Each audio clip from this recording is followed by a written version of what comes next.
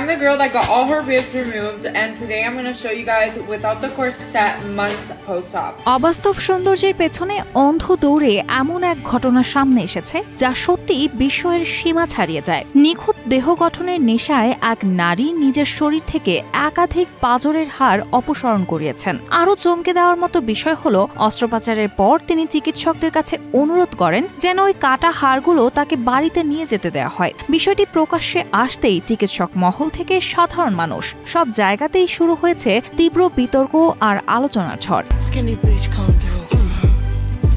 মেয়েটির নাম আডিয়া ড্যানিয়েল। তিনি একজন কানাডিয়ান প্রভাবশালী ব্যক্তিত্ব। হাসপাতাল সূত্রে জানা গেছে, আডিয়া নামের ওই নারীর দাবি ছিল পাঁজরের হাড়গুলো নাকি তার সৌন্দর্য যাত্রার স্মারক, যা তিনি নিজের কাছে রাখতে চান। চিকিৎসকদের ভাষ্য, এই ধরনের আবদার যেমন অস্বাভাবিক তেমনই মানসিকভাবে উদ্বেগজনক।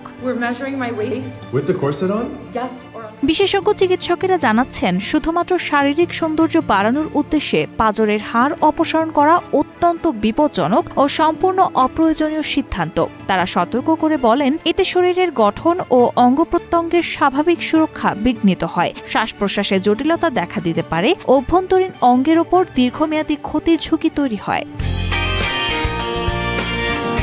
ঘটনাটি সামনে আসতেই সোশ্যাল মিডিয়ায় শুরু হয়েছে তীব্র আলোচনা। অনেকেই প্রশ্ন তুলছেন, মানুষ সৌন্দর্যের অন্বেষণে কতটা ঝুঁকিপূর্ণ পথে যেতে পারে। সোশ্যাল মিডিয়া, বিনোদন জগৎ এবং অবাস্তব দেহ মানদণ্ড কি মানুষকে অস্বাভাবিক সিদ্ধান্তে ঠেলে দিচ্ছে? এদিকে কেউ কেউ নারীর সিদ্ধান্তকে ব্যক্তিগত স্বাধীনতা হিসেবেও সমর্থন করছেন। তাদের মতে, নিজের শরীর নিয়ে যে কেউ নিজের মতো সিদ্ধান্ত নিতে পারেন।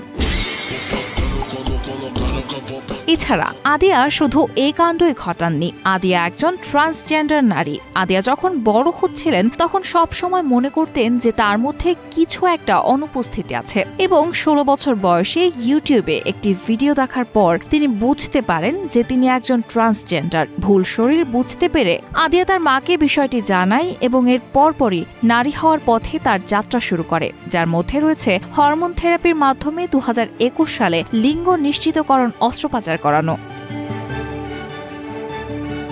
মনোবিজ্ঞানীরা বলছেন, এমন সিদ্ধান্ত অনেক সময় প্রবল সামাজিক চাপ, আত্মবিশ্বাসের অভাব এবং বিকৃত দেহচিন্তার ফল। তাদের মতে এটি ব্যক্তিগত স্বাধীনতার চেয়ে বেশি মানসিক স্বাস্থ্য সংকটের প্রতিফলন। বিশেষজ্ঞদের ভাষায়, সৌন্দর্যের পিছনে অন্ধ দৌড় সমাজকে যে ভয়ঙ্কর পথে নিয়ে যাচ্ছে, এই ঘটনাই তার প্রতীকী উদাহরণ। রেহানা মুন, প্রবাস খবর।